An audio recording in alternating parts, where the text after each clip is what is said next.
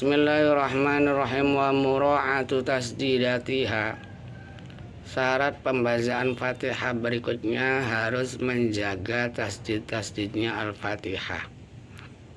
Dari mulai ayat pertama hingga ayat terakhir Al-Fatihah. Seperti kita ucapkan Bismillahirrahmanirrahim. Alhamdulillahirabbil alamin. Ini perlu kita perhatikan huruf-huruf yang terdapat tasdidnya harus kita baca. Kenapa? Karena sekali tasdid yang terdapat pada huruf Fatihah ini hilang, bisa menyebabkan fatal yang dapat merubah makna, bahkan bisa menyebabkan kita murtad. Seperti kita menghilangkan tasdidnya lafadz iyyaka yang terdapat pada iyyaka na'budu wa iyyaka nasta'in. Ini dari yang semula ada tasdid mengandung makna hanya kepada engkau aku menyembah dan hanya kepada engkau aku meminta pertolongan.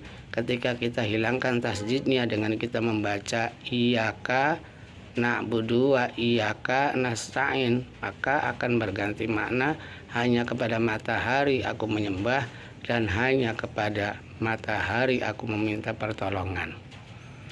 Sehubungan demikian, perlu kita perhatikan pada saat membaca surat Al-Fatihah, tasdid yang terdapat pada huruf-huruf Fatihah perlu kita perhatikan penuh.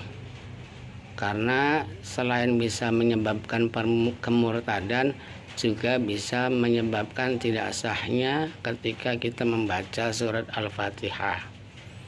Kemudian pada saat membaca surat Al-Fatihah tidak boleh adanya jeda yang cukup lama antara ayat yang satu dengan ayat yang lain. Seperti kita membaca Bismillahirrahmanirrahim, tidak kemudian langsung menyambung ayat seterusnya hingga beberapa menit semisalnya, maka Fatihahnya dianggap tidak sah dan harus diulang kembali dari awal.